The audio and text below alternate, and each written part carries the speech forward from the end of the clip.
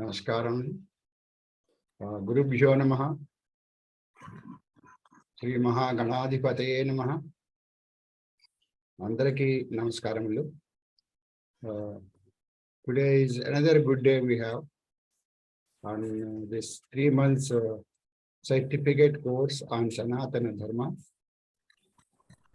So far we have finished 1 month and 2 weeks. The third week is going on. The topic on Ramayana, the traditional values and Sanatana Dharma in Ramayanam is being covered by Dr. Padmanabha garu. Yesterday there is one session, today is the second session. We will request him to start after Vande Mataram and Prarthana. So that is request Challa Chittibabu garu to sing Vande Mataram for all of us. Let us all stand up.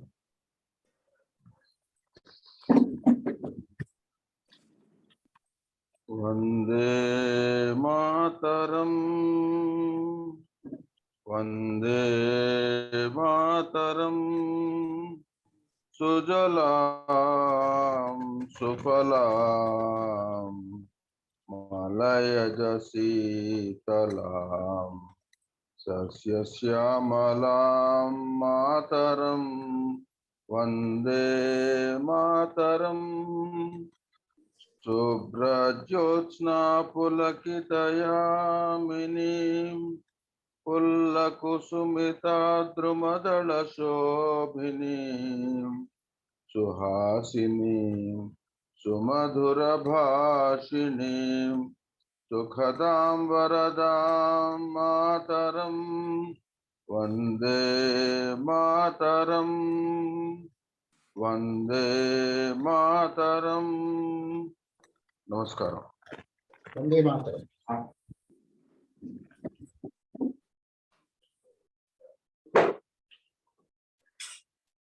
ధన్యవాదములు చల్లా చిట్టిబాబు గారు. Let us request Ananthan garu to chant Prarthana for all of us. Om. 1 minute meditation. Let us close our eyes. Relax the body. Total concentration on breath without any interference.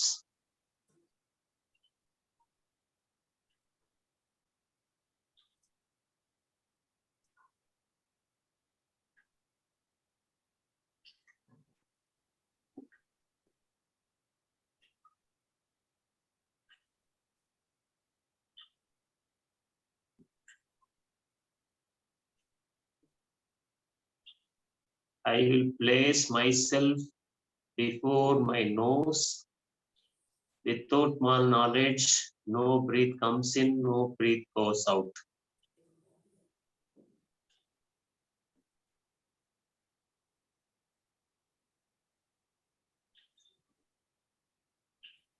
Om.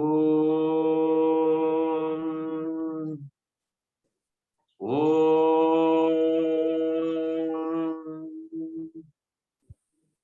Om. Om Ganana Antva Ganapati Gum Havamahe Kavin Kavinam Upamashravastamam Jeshtarajam Brahmanam Brahmanaspata Anashunvannoti Visida Sadhanam Mahaganapataye Namaha Prano Devi Saraswati Vajedir Vajinivati Hinam Avityavatu Vagdevyai Namaha. Gurureva Gatir Gurumeva Bhajit Gurumeva Sahasmi Namo Gurave Aguro Paramam Shishurasmi Guro मतिरस्ति गुरौ मम पाहि गुरो ज्ञानानन्दमयं देवं निर्मलस्फटिकाकृतिम् आधारं सर्वविद्यानां हयग्रीवमुपास्महे श्रुतिस्मृतिपुराणानामालयं करुणालयं नमामि भगवत्पादशङ्करं लोकशङ्करं शङ्करं शङ्कराचार्यं केशवं बादरायणम् सूत्रभाष्यकृतौ वन्दे भगवन्तौ पुनः पुनः ईश्वरो गुरुरात्मेति मूर्तिभेदविभागिने व्योमवद्व्याप्तदेहाय दक्षिणामूर्तये नमः।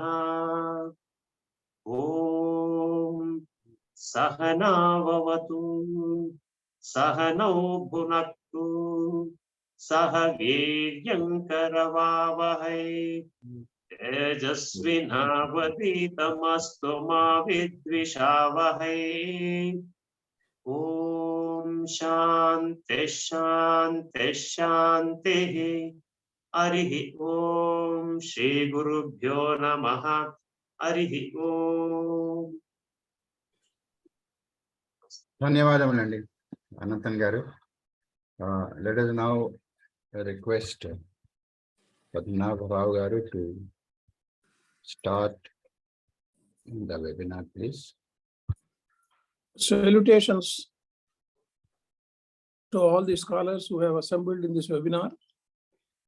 Vaidehi sahitam suradrumatale haime mahamandape madhye pushpakanasane manimaye virasane samsthitam agre vachayati prabhanjana sute tatvam munibhyah param వ్యాఖ్యాతం భరతాదిభిః పరివృతం రామం భజే శ్యామలం యత్ర యత్ర రఘునాథ కీర్తనం తత్ర తత్ర కృతమస్తకాంజలిం బాష్పవారి పరిపూర్ణలోచనం మారుతిం నమత రాక్షసాంతకం. Today is an auspicious day. We have entered into Margashirsha Masa, which is very dear to the Lord Bhagavan Krishna. He himself has said that Masose Margashirshrasmi. I will just summarize yesterday's discussions we had. We discussed about the dacoit becoming a sage named as Valmiki and his discourse of Ramayana on the advice of Narada and Brahman. Manishada Pratishtantam, he has started the first shloka, is the Adi Kavi. That is why he is venerated and praised by all the poets of all the countries that he is the Adikavi. Whereas in Telugu we have the Adikavi Nanaya. Valmiki was the trendsetter and he was a part and parcel of that Valmiki Ramayana. Yesterday we discussed that also. Similarly, in the Mahabharata, Vyasa was also part and parcel of that story. At each and every stage he was present there. Then we discussed about the different characters of Kausalya and the presence of Vishwamitra and the entrance of Vishwamitra into the court of Dasharatha and requesting him to send Rama and his reluctance. And finally, on the advice of the Vasishtha, he sent Rama along with him. And other stories also, we have just overviewed all these. And the importance of particularly the brotherhood in Ramayana, that also we discussed. And today I would request all the learned scholars to concentrate on some of the characters. Some of the characters in Ramayana are very, very, very subtle, and they were portrayed by the poet, the excellence of poet Valmiki, in a very, very dignified manner. Yesterday, I was touching upon the story of Balakanda. Today, I will enter into Ayodhya Kanda. The beginning of the Kanda itself, if you are interested to note this sloka, you please note down. I will read it slowly. The word, first word itself, Gachata Matula Kulam. Gachata is a word which has been used in the first word, the beginning of the Kanda of Ayodhya. Gachata Matula Kulam Bharatena Tada Anagha. I will repeat. Gachata Matula Kulam Bharatena Tada Anagha. This is the first part of the Anushtup Sloka. Then he stresses upon the importance of Shatrugna. Shatrugno, Nitya Shatrugno, Shatrugno, Nitya Shatrugno, Nitaha, Priti Puraskrutaha. Both of them went to their maternal uncle's place. That is the beginning of the Ayodhya Kanda. We have completed Balakanda and other overview of other Kandas also yesterday. Spending 20 years after marriage, Sita and Rama were very happy at Ayodhya. Then Dasharatha thought of coronation at this point of time. This is the turning point of the entire story. Ayodhya Kanda started with the above shloka, Gachata Matulakulam. And the story is in this manner contributed to the other incidents. Bharata was proceeding to his maternal uncle's place. Then why should he take Shatrugna, his cousin, along with him? He took him with great affection. And the poet describes Shatrugna as an anagha. This is an important word which he has used. Anagha means he doesn't have any sins. A person without sin. Like Lakshmana accompanying Sri Ramachandra, yesterday we discussed, Shatrugna also accompanied Bharata. Through this Kanda, the poet described the virtues of an administrator besides a Gruhastha. In his coronation, Sri Rama represented 4 types of Bhagavata Dharma. Sri Rama is the personification of God. Ramo Vigrahavan Dharma. Though he did not agree and he said, Atmanam Manusham Manye Ramam Dasharathatmajam. Lakshmana is a devotee. Bharata is a devotee of God. Shatrugna is devotee's devotee. Bhagavata Bhakta Bhakta. In Narada Bhakti Sutra, it is explained in detail. Dasasya Dasaha. That is the word used by the Vaishnavite culture. They depend upon these words. Even though Bharata and Shatrugna were enjoying all royal comforts at their maternal uncle's place, they were always remembering Dasharatha Maharaja and Rama Lakshmana. Though they were not present here in Ayodhya, they were always thinking of these people. Similarly, Dasharatha remembered Bharata and Shatrugna. Both the hands are equal to a human body. All the 4 sons are dearer to Dasharatha Maharaja. The king declared the coronation of Rama in the open court. This is the scene. The entire court house in a single voice supported it. A similar incident can be noticed in Mahabharata also, when the citizens unanimously supported the coronation of Puruvu. He was the ancestor of the Bharata clan, the youngest son of Yayati, because Yayati wanted to coronate the person, and it was Puru. It was Chaitra Masa, and the next day star was Pushyami. All preparations were ready. The coronation of Rama was not informed to Janaka or Kekai Maharaja. It appears that Dasharatha is not in the habit of informing others. Some people are in the habit of doing like that. They want to do on their own and more secretly. He did not invite his father-in-law Kekai Maharaja also, even before leaving for Mithila for the marriage of Sri Rama. Then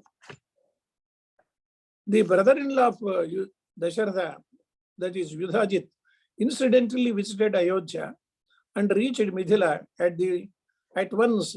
When he heard of the marriage of Rama, he moved to Mithila. a doubt will occur. Why the king is in a hurry to coronate Rama? He suspected that there may be trouble in performing the coronation. The answer to this point is available during the discussion of Bharata and Rama at Chitrakuta. Bharata went to persuade Rama to come back at Chitrakuta. Rama says, our father has given a boon to mother Kaikeyi at the time of their marriage to crown her son. Here, we may have doubts why the king has gone back on the words. Even though there is an excuse of untruth can be told at the time of marriage. There is a shloka saying that if a marriage is to be performed, you can do away with the asatya also. Then the question comes, in Ramayana itself, the boon has become a bane. In the case of Dasharatha Maharaja, the bane was by a rishi. When Dasharatha innocently killed the son of that rishi, he told and gave a ban that you will also die of Putra Shauka. So the bane has become a boon, and Dasharatha thought, at least I will get a son. This was the running episode of Mahabharata. Then we have a doubt. What is the character of Bharata? Bharata was an innocent gentleman, and in each and every step when he moved to Ayodhya and other places, everybody suspected him. Kausalya misunderstood him. When he came back to Ayodhya and went to see Kausalya, she thought that he has come to inform her about his coronation. Then Kaikeyi was also misunderstanding this person. She thought he will agree to take up the responsibilities of the emperor. Then when he went to Guha's place, Guha also mistook the intentions of Bharata, and at a later stage, of course, he knew about it. Then when he went to Bharadwaj ashram, the sage Bharadwaj also misunderstood him. Then he went a little more, and Sri Rama also suspected. When they saw the entire parivara coming along with Bharata, they thought that this gentleman is coming to ruin us. The Bharata's request was not conceded, but he waited for 14 years with Padukas. This is a very, very historical event. In any epic, we can't find this. The Paduka Pattabhishekam, we can't hear in any epic or in any Purana. This is a landmark request made by Bharata and accepted by Sri Rama also. Then the suspicion started. After return also, Rama sent Hanuman to find out the mindset of Bharata. He thought whether Bharata is willing to part with this kingdom or not. Bharata became a prince because Lakshmana did not agree for the princeship, and then it was Bharata who has been made the prince when the emperor was there. Then the character of Rama is in such a way depicted. Ramachandra has to get the powers to kill Ravana. That is the reason he has spent 14 years in the forest and was able to attack Ravana, who has performed penance for more than thousands of years. He is a great tapasvi. Though he is evil-minded things brought him to his death, he was a person who has done penance for thousands of years. In Skanda Purana, it is clearly mentioned that Lord Vishnu has clearly told that Ravana will treat Ram as an ordinary man because of the Maya encompassing him. Because Ravana was under the Maya, so he thought that Rama is only a man, a human being. Mentioning about the demise of a beloved father, Bharata mentioned to Rama that the king was unable to control the departure of Rama and finally succumbed to death. This is the narration made by Bharata to his elder brother Rama. Then the question arises whether Rama was in Vanaprastha ashrama for 14 years. Kaikeyi wanted him to go for exile with Rishivesha, Jatachira Valkalajanam. Here one doubt arises. When Rama went with Rishivesha, how Sita proceeded like Rajamahishi with all her ornaments? Yesterday also somebody was asking how she can drop the ornaments at the Sugriva's place. Then the question comes, Dasharatha ordered for her dress and ornaments enough for the entire exile period. Further, Anasuya gave her perfumes and ornaments. Atri's wife Anasuya, when Rama, Sita and Lakshmana approached the ashram, she narrated the duties of a wife and Dharma Patni, and then she gave these perfumes and ornaments. At the end of the war, when Rama told Vibhishana to escort Sita, he advised to bring her fully decorated. Since she was wearing ornaments, it became possible for her to drop ornaments when Ravana abducted her. Dasharatha blessed Rama while he was proceeding for forest as follows. Because Dasharatha was almost unconscious when Rama was going for the exile. So the shloka is like this. Some of you who are interested, you can note down, please. Shreyase vruddhaye tata. Shreyase vruddhaye tata. Punaragamanaye cha. Normally, when we go to the temple also, Shigrameva Punaragamanaye cha. This is the Punaragamana Praptirastu. This is the word normally the Archaka or Purohita says. Shreyase vruddhaye tata. Punaragamanaye cha. These are the words of Dasharatha to Rama. Gachaswarishtham avyagraha. Pantha namakuto bhayam. Gachaswarishtham avyagraha. Pantha namakuto bhayam. What does it mean? For the sake of the welfare of the others and the other world and this world, my dear Rama, you proceed to forest. This is the word Dasharatha has told when Rama was about to depart for the exile. Dasharatha uttered the same words when he appeared before Rama after the war with Ravana was over. At the end of the story, Dasharatha again appears and the same words were used by Valmiki in the narration of Dasharatha. Taritoham tvaya putra suputrena mahatmana ashtavakrena dharmatma tarito brahmano yatha. Dasharatha mentioned about the story of Ashtavakra because Ashtavakra was the person who gave the naturality of his father because he was in a Sindhi position.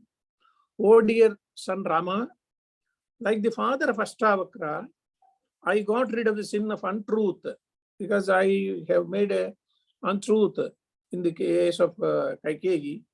Rama requested Dasharatha at this point of time to take back Mother Kaikeyi, whom he had abandoned at the time of the death.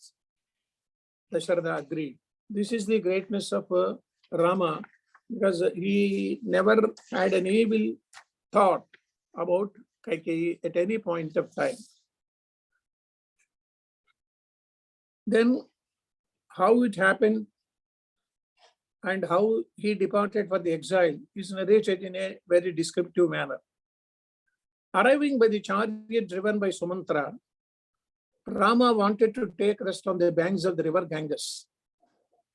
The Nishada king, Guha, approached Rama with sumptuous food. They entered the portrayals of Guha. He was a Nishada king. And he offered him a sumptuous food. Rama politely refused to accept because of his vow. Here, two devotees, Lakshmana and Guha, discussed several things about the Rama's character throughout the night.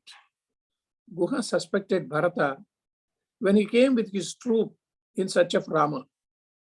This is natural. Guha compliments Bharata for his decision to bring back Rama to the throne. Then Bharata also took a vow to wear Jeta and Chirani, Chiravastrani and Jeta. Lakshmana saw Bharata near Chitrakuta and suspected his intentions. In spite of all this, Bharata was never perturbed.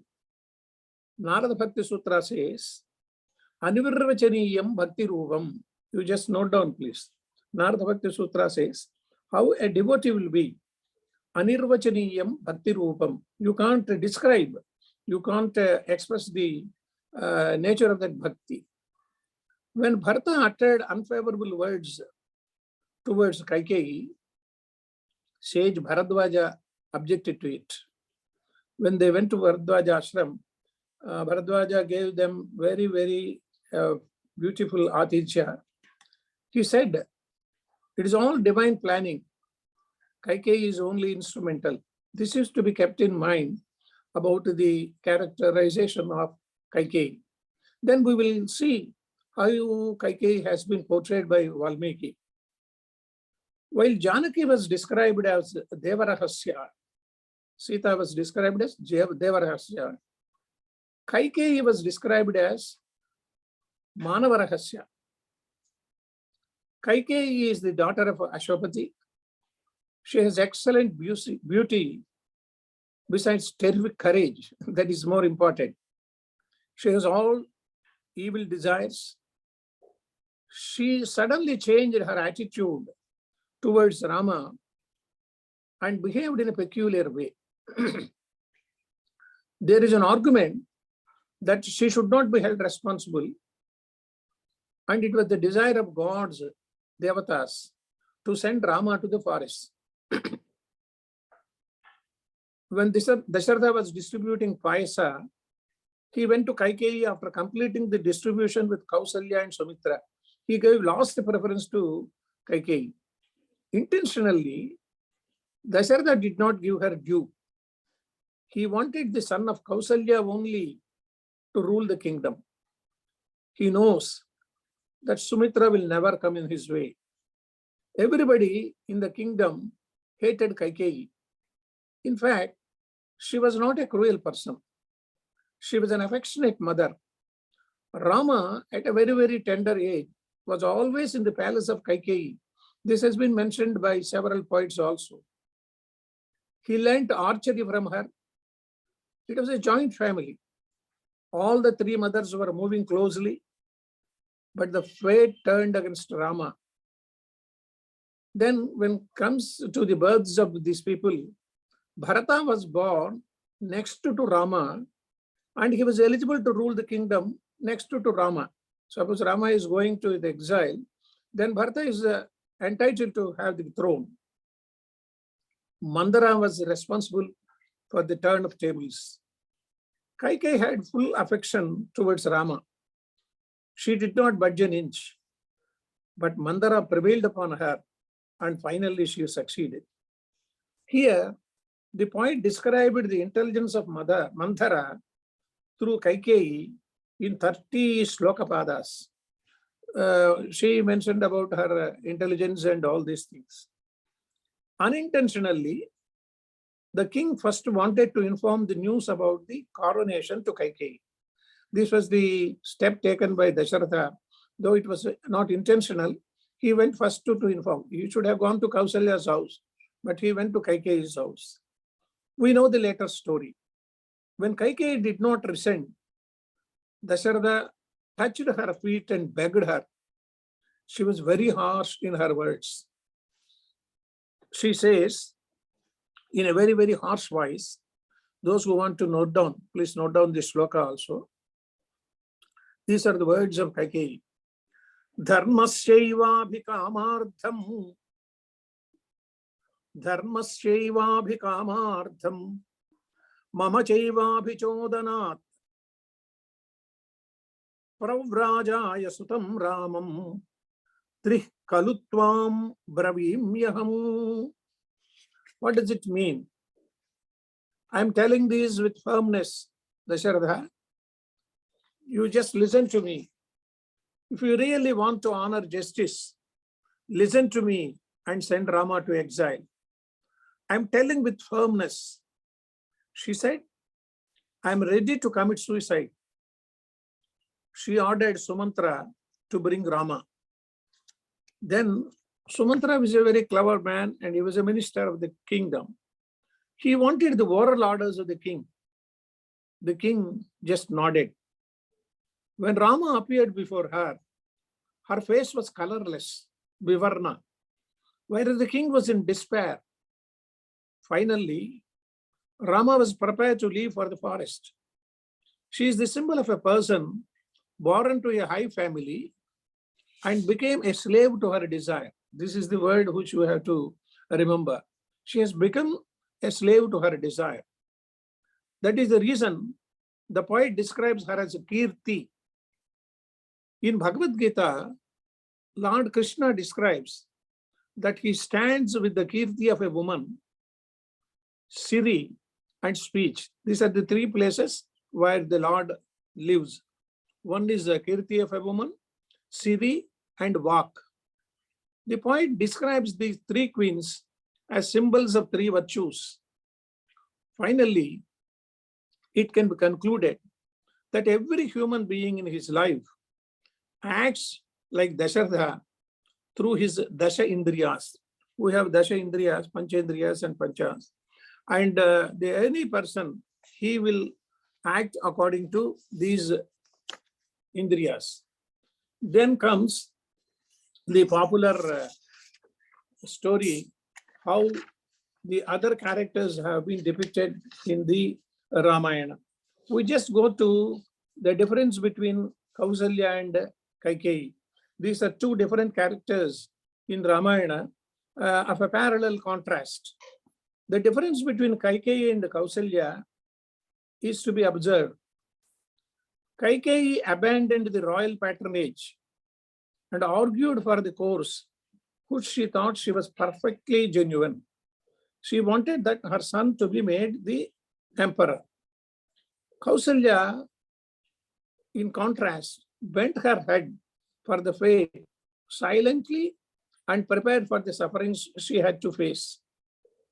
Though she was the elderly queen, she is the Pattamahishi, she never showed authority to others. She never expected special attention from the king also.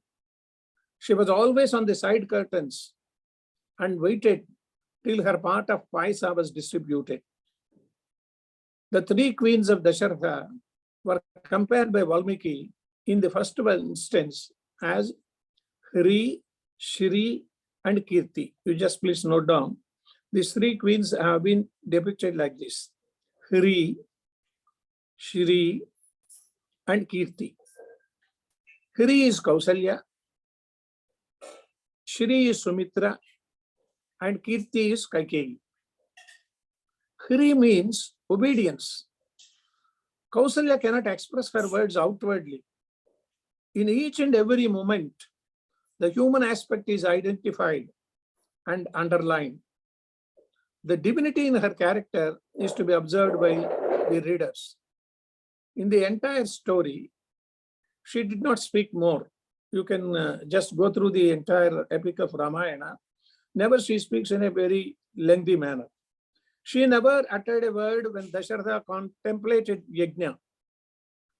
During this distribution of paisa also, she does not have a say. When it was decided to send Rama along with Vishwamitra, she never spoke against it. Like in a silent movie, we had earlier, we used to have Mookie cinemas. Then came the talkie field. She was a silent observer for all the happenings before her eyes. The very first occasion when Kausalya spoke was, the crowning ceremony celebrations are on foot. She heard it through the other sources. The well-wishers of Kausalya and Rama hurried upon to inform the decision made by the king in the open court. She distributed jewels and precious gifts to all the people who informed her with great enthusiasm. But she never uttered a word. Here, Valmiki has not given any passages to Kausalya. When Rama personally informed her of the decision of the king, tears rolled down on her eyes. She simply said, Vatsa Rama Chiranjeeva. You just note down these words also. These are the only simple words she has uttered. Vatsa Rama Chiranjeeva. She expected that Rama should always be with her. As a devoted lady and with limited desires, she did not speak more. She never uttered a word against her opponents. Rama explained to Lakshmana that he was accepting the burden of the kingdom only for the sake of the people around him. Rama says, the coronation is going to be held tomorrow morning, and I am only responsible for the entire world, and I am accepting this only for the sake of the people. Rama told Kausalya in unequivocal terms about the differences between Uttama, Madhyama, and Adhama. You please note down these three categories of people. And Rama also has described how it happens. Uttama, Madhyama, and Adhama. Who is Uttama person? A person who does not wait to implement the orders of the father is Uttama. A person who does not wait to implement the orders of his father is Uttama. If somebody says that your father has told like this, it is to be implemented. Then the person who follows his father in words is Madhyama. A person, even after the decision of his father, does not act is Adhama. Whatever the father says, if this gentleman is not able to implement, he is an Adhama. So he followed the orders of his father in letter and spirit. Rama will never go back on his words. At this point of time, Kausalya poses two questions. These are very intelligent questions. Let Dasharatha decide to coronate Bharata if he pleases. There is no objection for it. Why should Rama go to forest? This is the question posed by Kausalya. Dasharatha can surrender his kingdom to Bharata, but why should Rama suffer? Sita, Sumitra, and Lakshman were present with Kausalya when Rama entered the scene. This is the scene created by Valmiki like in a picture. If we go to a picture house, you see this in a very big way, this scene. This was an irony. Valmiki in his own way presented the scene with utmost clarity.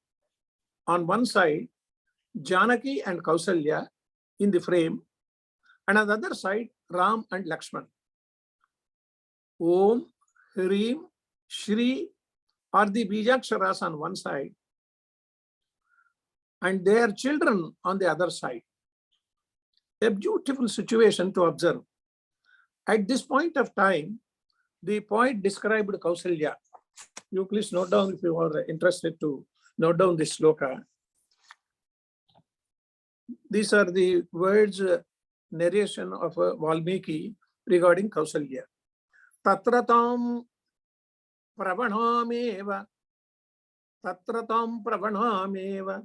mataram kshemavasinim Vagyatam devatagare tatratam pravanameva mataram kshemavasini Vagyatam devatagare dadarsha yachatim shriyam. These are the words regarding Kausalya's description. Kausalya prayed Goddess Lakshmi to bestow her blessings on Sri Rama. When she heard about the coronation of Rama on the next day, her concentration was fully on meditation. She looked at Sita and Sumitra with half-closed eyes, Nimilita Netra, we call it. At this juncture, Sri Rama appeared before his mother. This is a beautiful description by the poet. Next day, in the early hours, Rama appeared before the mother to take her blessings before the coronation. But fate was in a different direction. Instead of informing Kausalya first, Dasharatha hurried up to Kaikeyi. Overnight, the tables turned. She made independent decisions and ordered Rama to go to the forest. Though there was no need or direct order from the king, Rama obeyed the order. That is the greatness of Rama. Even for argument's sake, he did not plead for the orders of the king. He should have asked her why the king is not expressing his words. He accepted the words of his mother.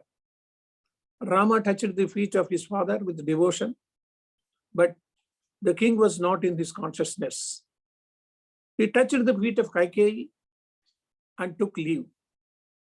Then he went to his mother to inform about the change of sequences. The innocent mother spent throughout the night praying gods and was expecting the prestige of her son to improve. She thought that Rama will be coronated and then he will become the emperor and the entire kingdom will be very happy. When Rama approached her, she immensely praised him because she doesn't know what has happened. She praised the king also for bestowing the princely kingdom to a genuine person. When his mother asked him to take the seat, Rama was reluctant. Politely he said, "Ma, I don't have time to spend with you. As per the directions of my father, I am leaving for Dandakaranya for 14 years.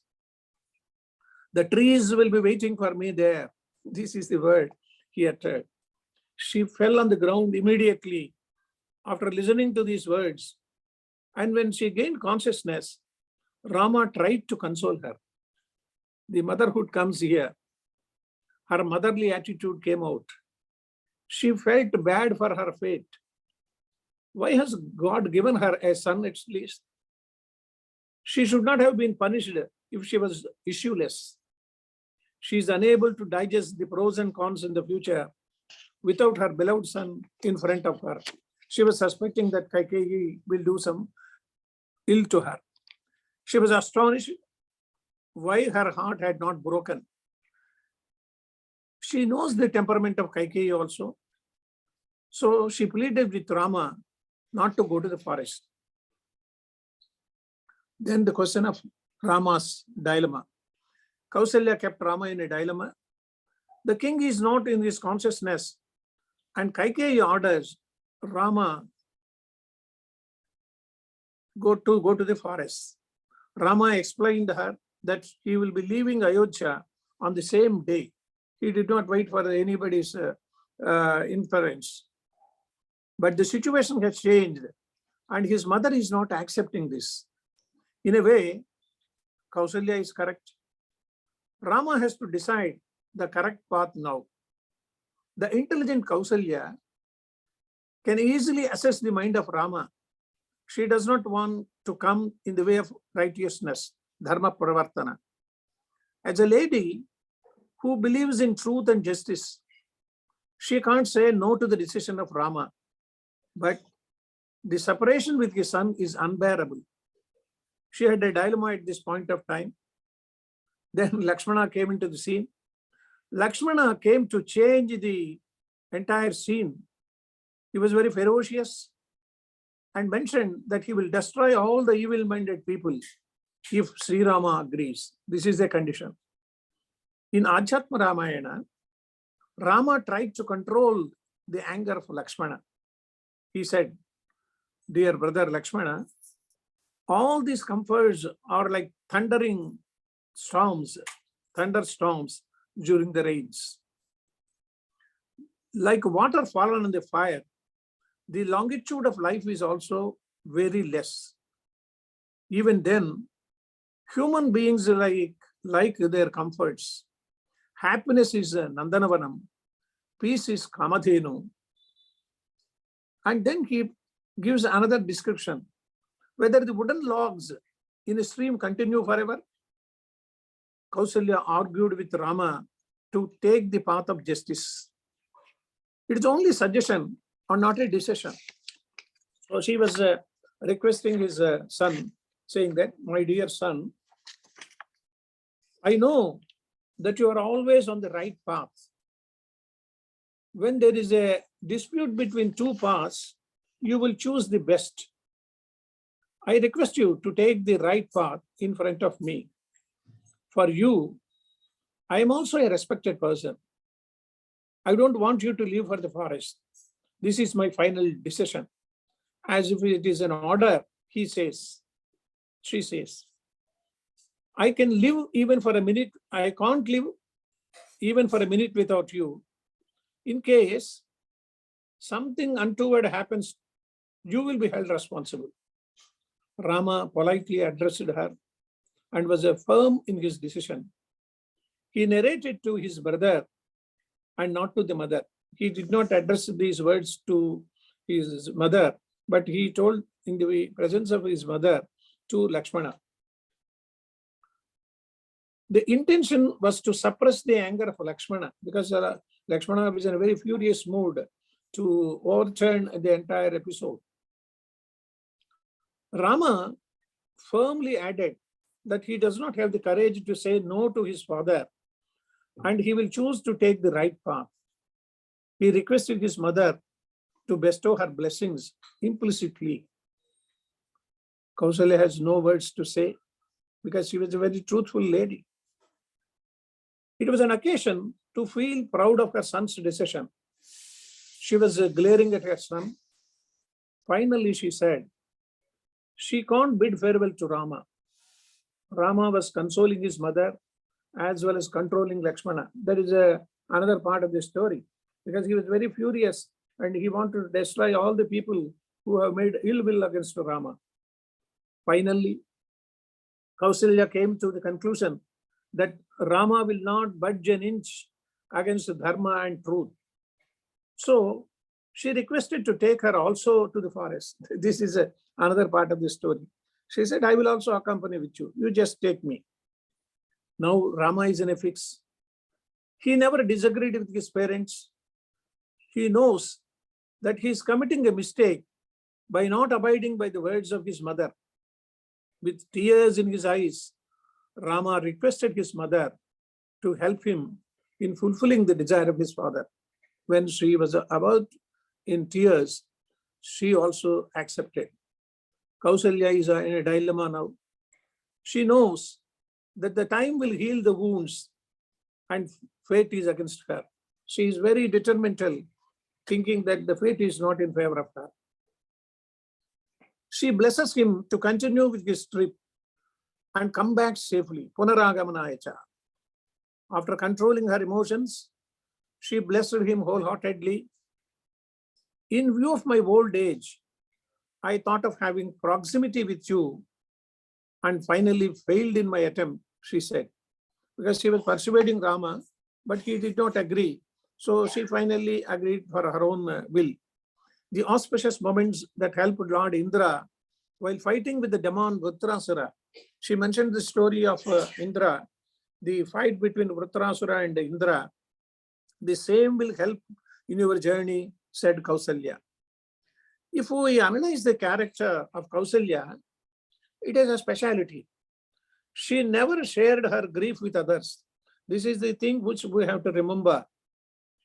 She explained it to her own son only. She never uttered a word against Dasharatha or Kaikeyi. She never argued with them. She discussed her intention with her son only because she has proximity with him. When she knew that Rama would not relent upon this decision, she did not insist. When all the queens bid farewell to Rama, she also accompanied them silently. Dasharatha is ready to accompany Rama, but Rama dissuades him to stay back and give company to Kausalya. These are the words uttered by Rama. He said, oh father, if you are following me to the forest, Kausalya will be alone. You please stay back in the Ayodhya. Similarly, Rama requested his mother to help the old king Dasharatha. He said, 14 years will easily pass like in a sleep. These are the words uttered by Rama. As if you are going to a sleep and next day morning you are awakening, 14 years will go back. These words moved the heart of Kausalya. She wept like a child. and was staring at Rama. Sita and Lakshmana were just observing. Sita persuaded Rama to allow her also to accompany him to forest. She said, I will never create any hindrance to you in your journey. I will be of much help to you. In case you leave me alone, I will commit suicide. These are the words uttered by Sita, and Rama also has agreed to take her. When the Purana Pandit says, there was an episode of Sita and Rama, they were enjoying in the Panchavati, and at one point of time, Rama just cajoled Sita, saying that, oh Sita, you doesn't have parents. It was just like a joke. Then immediately Sita retorted, yes, my dear, you also doesn't have father-in-law or mother-in-law. I doesn't have father and mother. Similarly, you doesn't have father-in-law and mother-in-law. These are the Sarasa Sambhashanas used in other epics written by other poets. At this point of time, when Rama was about to move, Dasharatha, unwilling to see the face of Kaikeyi, entered the palace of Kausalya. She opened her heart in the presence of the king and requested him to think of the burden of Rama in the forest. Then Kausalya was outburst. She condemned the act of Kaikeyi, and Dasharatha was unable to reply. Though he was in a very bad mood, he could not answer. Sumitra hugged Kausalya at this point of time. You see the sisterhood or the affection of these two queens. Sumitra hugged Kausalya. Sweet words of Sumitra consoled Kausalya. But when Sumantra came back after leaving Rama, Lakshmana and Sita, he came back to Ayodhya to inform that he had dropped Rama at the forest. She wept again. Dasharatha was dumbstruck. Kausalya, in strong words, told her husband to talk freely since Kaikeyi is not here. This is a scene which can be narrated in a different way also. Here, Kaikeyi is not there, and Kausalya wanted to convey her disagreement with Dasharatha Maharaja. So she says, O king, you can talk freely because here Kaikeyi is not there. This is the only time when Kausalya spoke in harsh words. It shows the heart of a mother. Then Sumantra informed about the message of Rama to Kausalya to stand by his father.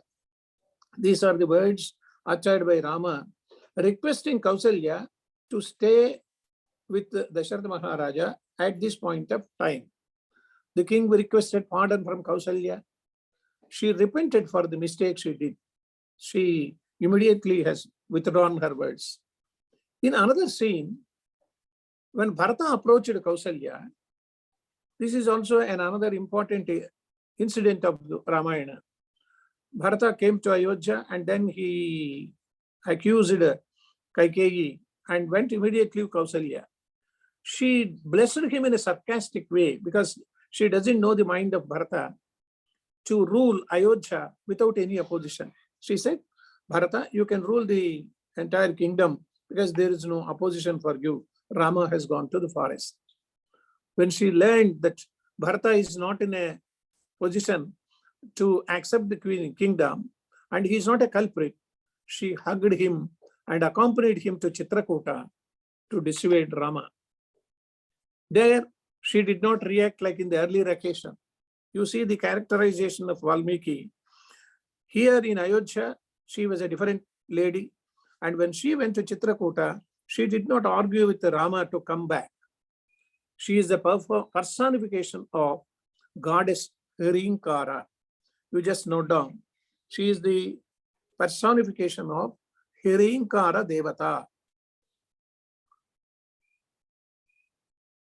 When Rama returned back to Ayodhya and was crowned, her joy knew no bounds. This is the joy of Kausalya. The poet describes her face as Vivarna, without any color. She is the epitome of Hirinkara. The scholars have discussed the stand taken by Sri Rama whether he was right in denying the request of his beloved mother. Because as somebody yesterday has put some questions, here a question may come, why he has not accepted her mother's request? Her contention was whether he was right in denying the request of his beloved mother. Her contention was that he should obey the orders of mother also. Rama did not accede to the request. He is destined to go to the forest, though it was not a direct order by the king. He should have taken the pretext of staying back, but he did not do it. This is the characterization of Rama. Even when Kaikeyi ordered him to leave at once, he obeyed it. He did not want for time to go to the forest. When Lakshmana became furious and was ready to fight against the evil minds, Rama did not agree. That is Rama. He never wanted to take any pretext to stay back. This was evident when Sita objected to Rama's aggressiveness towards the demons. She questioned him.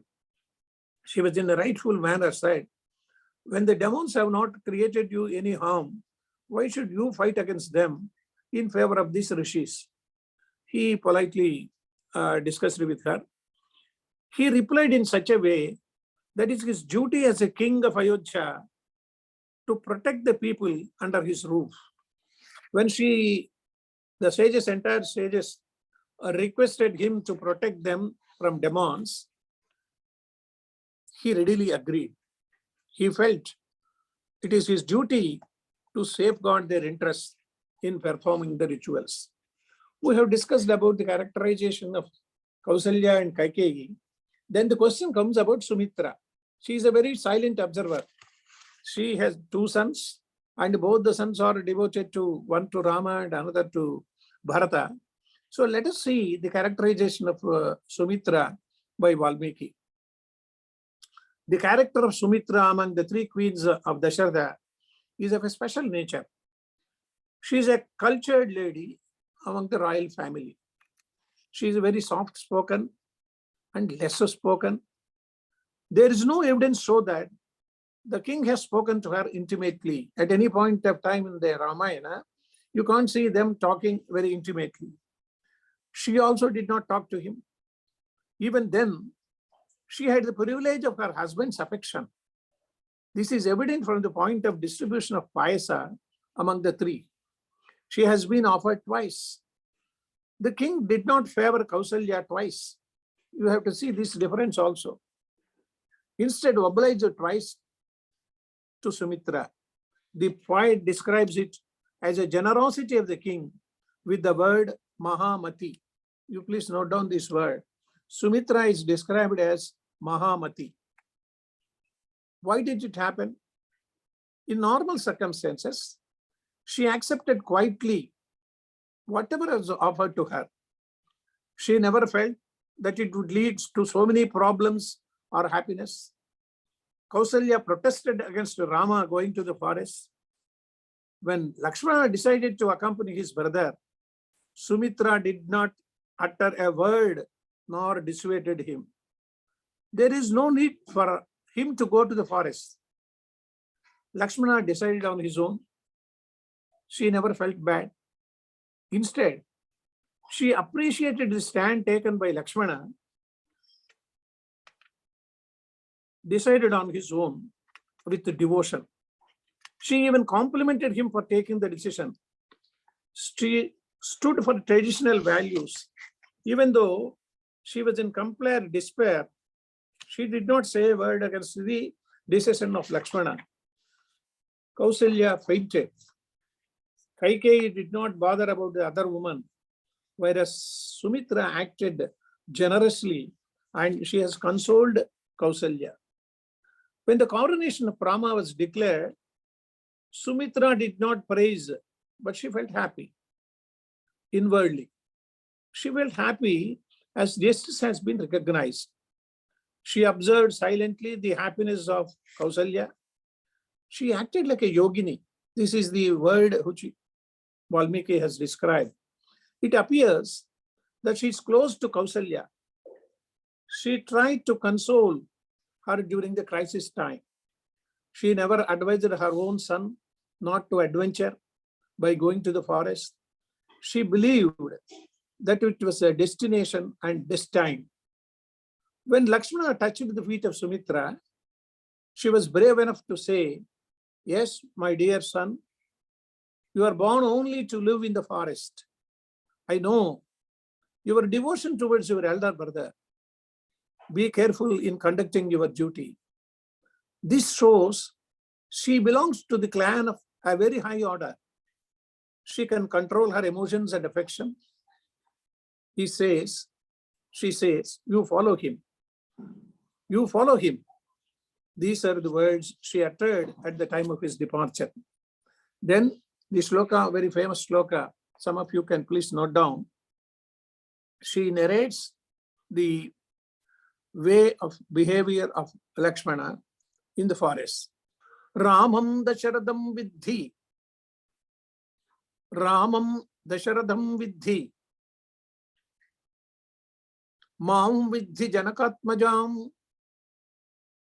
Mam Vidhi Janakatmajam.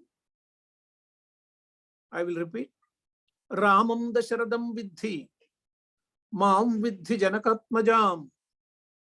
Ayodhya Matavim Vidhi. Gachyatata yatha sukham. Ayodhya Matavim Vidhi. Gachyatata yatha sukham. What does it mean? My dear son, treat Rama as your father Dasharatha, and Sita equals Lakshmi. Know that forest is Ayodhya. Move comfortably. Gachyatata yatha sukham. Comfortness, that is more important. Here, the word Dasharatha does not mean king of Ayodhya. It is a symbolic of 10 Jnanendriyas. Traveling by 10-wheeler chariot, he should bear the difficulties of the forest because he is moving with the 10-wheeled chariot. So it was very comfortable to him. She meant that in the company of Sri Rama, Lakshmana will feel happy. The second word Ma denotes not only to the mother, but the goddess Lakshmi. Here, we should remember the symbolic version used for Sumitra as Shri by Lord Brahma. Janaki is the personification of Sumitra. The poet in a subtle way depicted the character. Both the ladies have the glow of Shri. Sumitra is always calm and quiet. In fact, Lakshmana did not ask for the permission of his mother. This is the way of Lakshmana's behavior. He didn't ask her permission. Similarly, she also did not put any hurdle to the son when he said he will accompany Rama. Both of them have a common understanding. Through their inner heart, they were able to converge with each other. As the son of a divine mother, he knows that he will be able to get the nod of his mother. So he approached her at the time of leaving for the forest. Not only regarding his mother, but regarding Rama also, Lakshmana believes that they will agree to his suggestions. This is the characterization which we have seen in the case of Sumitra and Kaikeyi. And all these incidents have happened in the course of time. And we should be able to know the feelings of these mothers in a very subtle manner. Then comes some of the minor characters in Ramayana. The character of Sabari is very peculiar. She is like a flower in the forest. She is born and brought up in the forest. We have no idea about her parentage. Why she did not marry, no idea. At what stage she entered Matangashram, no mention. It is Purva Janma Vasana and Prerana that she came to Matangashram.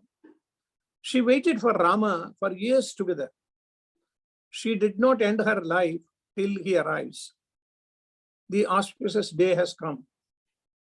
She waited at the entrance gate of the hermitage. She observed the happiness with the animals. The animals were glowing. She waited at the entrance gate. She could listen to the vibrations of Ram Shabda in the nature. Ram, Ram, Ram. She lifted her head. She recognized the arrival of the charming personality at a distance. Slowly, the personality moved towards her. She was completely unaware of herself at the point of time. Something unusual she observed, that is none other than Lord Rama, along with his brother Lakshman. She received them with love and affection. Then Ram cleared the tears of Sabari with his own hands. With his touch, she was completely mesmerized. She presented a fruit to Rama. Rama received it with great happiness. Here, the other stories say that she has given the bitten fruits, but it is not true, and Valmiki has never mentioned about it. Then Rama made several inquiries about the Matangashram. He mentioned about Kabanda, who suggested to him about her. Then Sabari politely said, "Oh Rama, I'm waiting for you to end my life." She left her body and the soul was glowing. It reminds us of the secret that one need not be born in a prestigious family to get the heavenly abode. That is the speciality of Sabari. Similarly, the episode of Guha also is very, very interesting. Then we will analyze at the end of the day the characterization of two parallel contrasts. Yesterday also I discussed it in a little manner. The two parallel contrast characters were Vishwamitra and Vasistha. These are the two contrast characters. Both paved the way of Rama to perform his duties of incarnation. Vasistha is Mitabhashi, Satchavachana, and Shanta Swabhavi. You please note down these words. Vasistha is Mitabhashi, Satchavachasvi, and Shanta Swabhavi. The quarrel with Vishwamitra started when he did not accept Vishwamitra as Maharshi. Though Vishwamitra killed all the sons of Vasistha, he did not get anger. This is the peculiarity of this character. He is a traditional guru of Ikshvaku clan. He is one among the ministers. He is also a minister. Valmiki mentioned the name of Vasistha first. When the entire narration was going on, Valmiki said, you just note down these words also. Vasistha Vamadevascha Mantrinascha Tatha Pare. Vasistha Vamadevascha Mantrinascha Tatha Pare. Every emperor of the Raghuvamsha visited the Guru Vasistha according to their convenient times.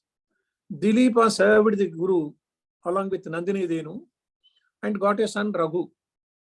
The Guru gave the advice to Dasharatha to perform Ashwamedha and Putrakameshti. He conducted both of them under the guidance of the Guru. The Guru was always in meditation. He was a role model to Rama to talk less.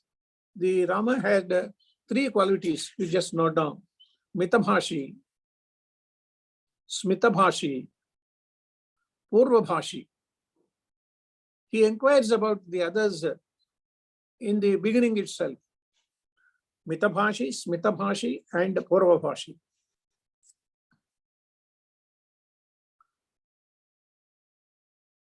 Though Vishwamitra got the credit as Sri Rama's Guru, Vasistha was the person who sowed the seeds. For Rama, Vishwamitra was the body and Vasistha was the soul. This is also an important thing to be noted down. Vishwamitra was the body of Rama and Vasistha was the soul.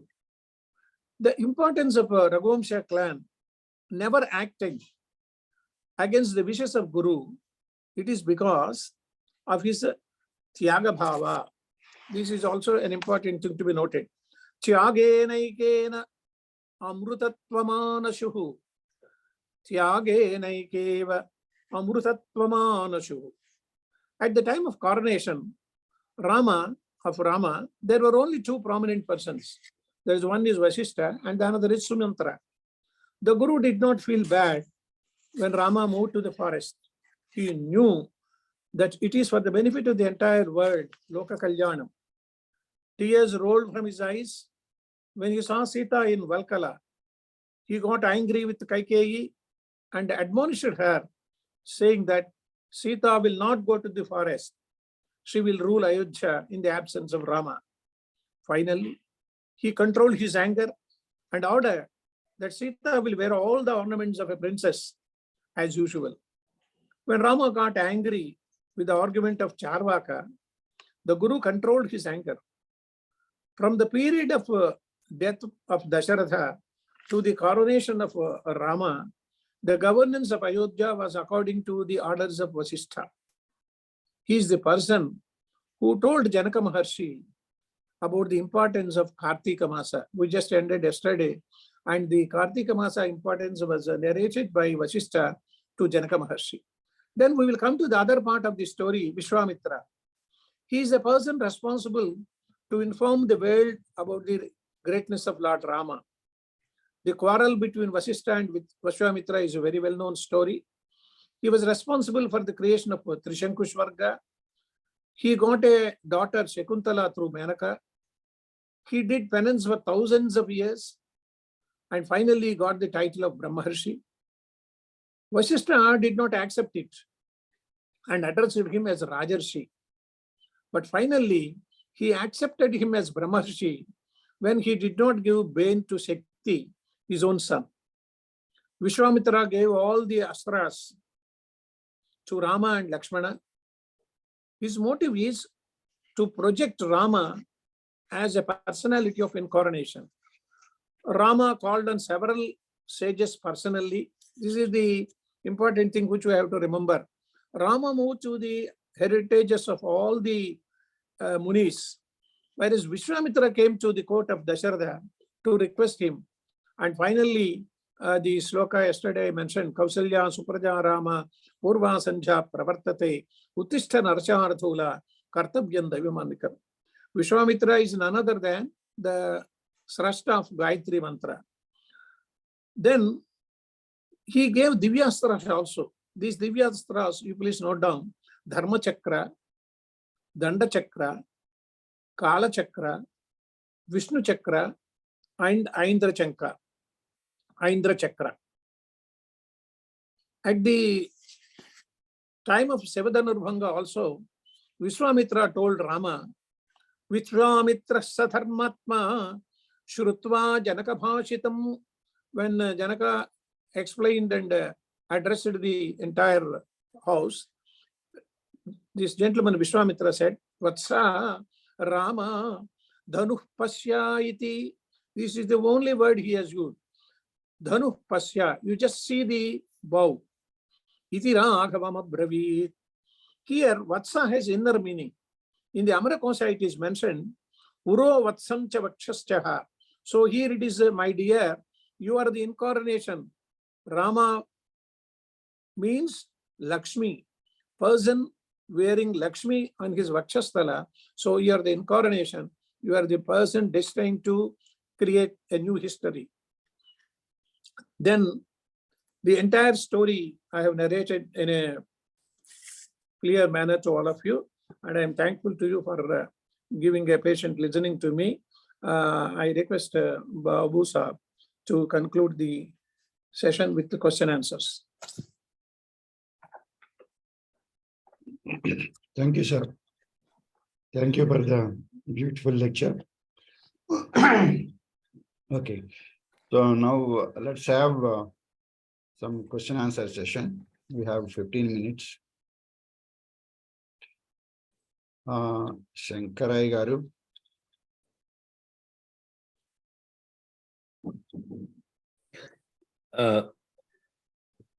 Just want to check with you, sir. చాలా బాగుంది మీరు చెప్పిందంతా. ఇది విశ్వామిత్రుడు మేనక శకుంతల అది రామాయణం రాసిందా లేకపోతే వేరే గ్రంథంలో రాసింది? Ramayana itself, sir. Ramayana itself. రామాయణంలోనే ఉందా? Yeah. వాల్మీకి రామాయణంలో. Valmiki Ramayana, it was the story was narrated by Shatananda, none other than Ahalya's son. Vishwamitra did not tell the story. It was narrated through Shatananda. When they approached Mithila, Shatananda invited them and he welcomed them, and he was happy that he has given rebirth to his mother Ahalya. And then, mentioning that Vishwamitra is a great personality, he told the entire story of Menaka, Vishwamitra and Shakuntala's birth. It is there in the Ramayana, sir. Okay, thank you, sir. In Ayodhya Kanda. Gupta garu. Namaskar Mahoday, will you please elaborate about the character of Kaikeyi? Because you did not elaborate much about her character. Sir, I had dwelt upon Kaikeyi's character in a detailed manner. As I mentioned earlier also, she is the epitome of her own glory. She thinks that she is a person of a great reputation, and she is of a family of a great family. But the entire story moves that she is destined to do all these things because it is a predestined, and she is only an act or a person to act, and not the entire person holding the responsibility. It was mentioned in earlier times also, in other ashramas also, when people said that Kaikeyi is the culprit, they did not agree. And even Bharadwaja also said she is also a character to stimulate the incident of Rama going to the forest. And when Bharata did not accept also, she felt very bad. So the characterization of Kaikeyi in Valmiki Ramayana throughout Balakanda and Ayodhya Kanda. In Balakanda, her role is very less, but in Ayodhya Kanda, the entire story reels around the character of Kaikeyi. She rules the entire Ayodhya Kanda, and finally, when she approached along with other party to the Chitrakuta also, she was silent. But Rama has great reverence towards her, and she was also an important character in the story of Ramayana. But who is the culprit? Is it Dasharatha who gave such a boon, or is Kaikeyi who utilized the boon for the benefit of her son? Yeah, you are correct, sir. The boon becomes a bane, or the bane becomes a boon. This is the story which we normally read. Varalu shapalu avutayi, shapalu varalu avutayi. Same thing happened here also. Dasharatha has given the boons to her, 2 boons, and she made this at the instance of Mandara. And people also say Mandara is the culprit, not Kaikeyi. Otherwise, Kaikeyi had a very good feeling with Rama also, because Rama was always in Ramayana Kalparuksha of Vishwanatha Satyanarayana. He has mentioned that she was the person who has groomed Rama, and Rama has learnt archery from Kaikeyi. So she did not be made the culprit. The destiny is like that. But how can Mandara will be culprit? He gave advice just like anybody. It is the person who takes a decision who is the culprit or not. I agree, sir. I agree with you. Dhanyavad. Okay. Thank you, sir. And let's have Chepuri. No, sorry. Vikas. Thank you, sir, for a wonderful explanation of Ramayana. It was very mesmerizing. Thank you so much. Sir, I have 2 questions. One, based on the answer you gave for the previous question. If in Ramayana, Vishwamitra story is told about Shakuntala, and assuming Bharata was born before Sri Rama, so was Bharat named after that Bharat or some other Bharat? And second question is about Uttar Ramayana. In the same discourse, we had heard that Uttar Ramayana is not written by Valmiki. So how do you take, like you answered one question saying that abandoning Sita was as part of Dharma. So if Uttar Ramayana was not written by Valmiki, then that is not justified, sir. Please explain, sir. Yeah. For the first question, this Bharata is different from the Bharata of Shakuntala. The kingdom after Bharata Rajya and Bharata Vamsha is different. Whereas this Bharata is the son of Dasharatha, whereas that Bharata is the son of Vishwamitra and Shakuntala. Coming to the second part of Uttara Ramayana, there is a great discussion on this, and people said that Bharata was a son of Dushyanta. Shakuntala and Dushyanta, they are different, and this girl is a different one. And then comes the Uttara Ramayana. People argue that it is not a version of a Valmiki. Somebody has incorporated it, and they included it in the Uttara Ramayana. In Telugu also, Tikkana has written Uttara Ramayana. Similarly, Kankanti Paparaju has also written Uttara Ramayana. The recent revelation of Garikapati Narasimharao also, when I met him recently at his residence, he was mentioning that it is an interpolation and it is not Valmiki who has done this. And in this Kanda, Valmiki also is a part and parcel of the story, because Sita was there in the hermitage of Valmiki and she gave birth to Lava and Kusha, and Shatrughna also was there at the point of the delivery time. And all these things happened in the presence of Valmiki. Whether he has written it or somebody akin to him or his Sishyas have written is a matter of discussion. And abandoning Sita and Agni Pariksha of Sita, all these are questions posed to Rama, similarly of Valivadha also. All these things are disputable, and Right Honorable Srinivasa Shastri and Srinivasa Iyengar, all these people, they have dwelt upon all these discussion points, and several discussion points have come to a conclusion that Valmiki has written up to Yuddhakanda, and he might not have written Uttarakanda, because the story dwells around Ravana's birth and Kausalya getting married to Dasharatha, and all these stories are there. In my Valmiki Ramayana also, I did not take the Uttarakanda as part of it. I ended this book with Yuddhakanda only. That doesn't mean that I accept that Uttara Ramayana is not Valmiki's creation. You know, it is a debatable point. Thank you, sir. Thank you so much. Okay. Ajay Billy. Yes, sir. Yeah, please. Namaste, Guru Garu.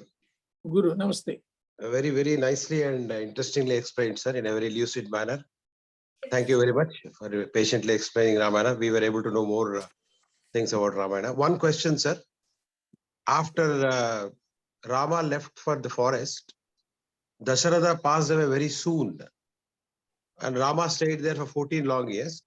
Exactly how much time after Rama left, Dasharatha passed away? And final rites, the elder son is supposed to perform. How did it happen? Can you throw more light on that? Yeah. It happened after a few days, not months. And Dasharatha passed away after Sumantra's return. When Sumantra left Rama, Lakshmana and Sita at Guha's place, Ganga Tira, and he came back mentioning that Rama has left, and Dasharatha was not able to control himself, and he died in the sleep itself. And then they sent word to Bharata, and Bharata and Shatrughna have come, and the last rites were performed by Bharata only. Then your second question comes, why the elder son has not performed it? Because he is not there, he has gone to the forest, and the next eldest is Bharata. And after listening to the demise of his father, Rama also has given the Tarpanas and Pinda Pradhana at the place where he was staying. So he performed his duties, and since he was in the forest and it was the order of Kaikeyi, he could not come back to perform the last rituals of Dasharatha Maharaja. Thank you, sir. Thank you, sir. My question is answered. Thank you so much, sir. Yeah. Okay, Gangadhar. Namaste, Guru Garu. I have a question. I know when in Ramayana, most of the time we hear about Rama, Lakshmana and Bharata, but not much, at least I don't know much about the characterization of Shatrugna other than he just follows Bharata. So can you explain a bit more of his character? Yeah. Lakshmana is a very peculiar character. He's like any other ordinary gentleman, whereas Rama is a divine personality.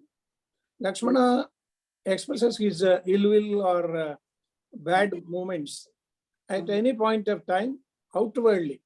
He didn't keep it. When he heard that Rama is going to the forest, he said, I will kill all the people. And then when Rama was in despair after the departure of abduction of Sita, he consoled his own brother.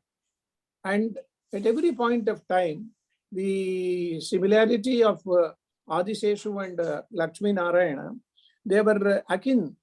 And when Lakshmana died or about to die, and he was supposed to die in the Indrajit's war, Rama explained that I can get a wife at any point of time, but I can't get a brother like Lakshmana. That is the affinity between them. And the characterization of Lakshmana by Valmiki in different parts, at every point of time, he did not sleep. He was very instrumental in keeping the entire Panchavati he has constructed it. And the another question, Mamul accusation was, why he should leave Sita alone? Because Sita was not in good moods and she made so many allegations against him in a bad manner also. That's why he has no other way than to leave Sita alone. So the characterization of Lakshmana is a very big story, sir. We can narrate it for 1 hour. Actually, I'm looking for Shatrugna because Shatrugna. Yeah. He is a silent observer. Like in Bharata, Sahadeva, this gentleman has no voice. But at the end of the story, during the time of the birth of Lavakusha, it is mentioned that Shatrugna was there passing through for the other place, and he heard the words that Sita has given birth to this Lavakusha. He was the witness. Okay. Okay, sir. Thank you. Thank you, sir. One question in the chat box. What happened with Lava and Kusha after everything?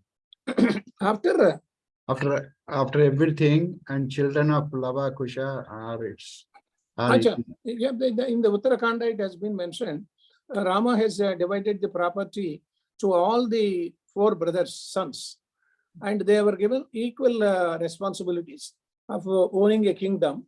And the Lava Kusha were there, and the other co-brothers were of Bharata, Lakshmana, and Shatrugna. They were also given equal importance. In the modern parley, we can say, as an elderly person, he distributed the entire kingdoms to different progenies, and he was very kind enough to allocate whatever is due to the next generation people. Thank you, sir.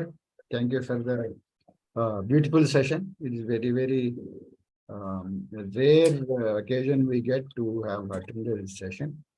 And I request, all the participants to thank Padmanabha Rao garu for this. Today is the last day of this 2-day session.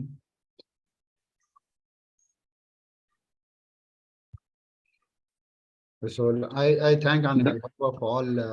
ధన్యవాదాలు sir ధన్యవాదాలు sir me Thank you. Lecture వినడం అనేది మా భాగ్యం sir Thank you, sir. Thank you. Okay, now we will have prayer. ధన్యవాదం గురుగారు. Yeah. We'll have Prarthana and then Janaganamana. ధన్యవాదాలండి గురుగారు చాలా బాగా చెప్పారు. Thank you.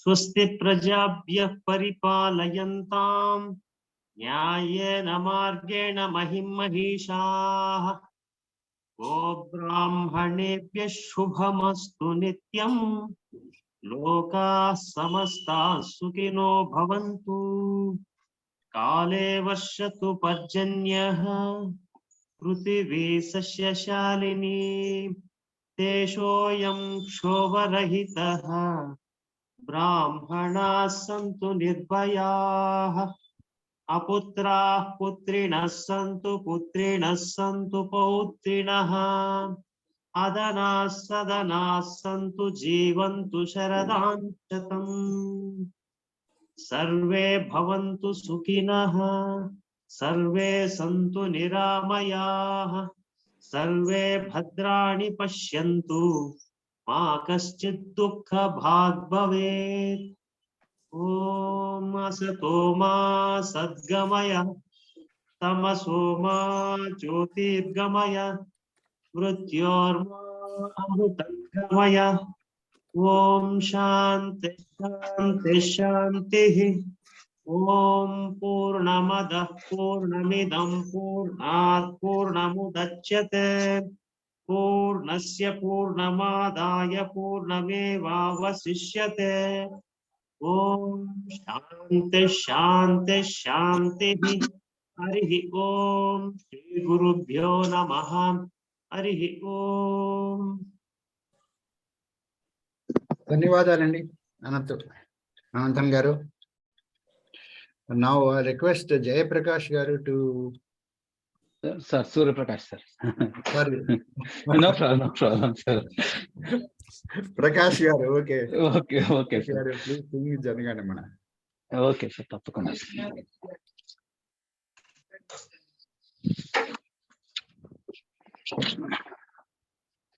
ఓం శ్రీ గురుభ్యో నమః. जनगणमन अधिनायक जय हे भारत भाग्य विधाता पंजाब सिंधु गुजरात मराठा द्राविड उत्कल वंगा विंध्य हिमाचल यमुना गंगा उच्चल जलधि तरंगा तव शुभ नामे जाहे तव शुभ आशीष माहे गाहे तव जय गादा जनगण मंगलदायक जय हे भारत भाग्य विधाता जय हे जय हे जय हे जय जय जय जय हे जय हिंद. ధన్యవాదాలు సార్. జై హింద్. ధన్యవాదాలు సార్. ప్రకాష్ గారు.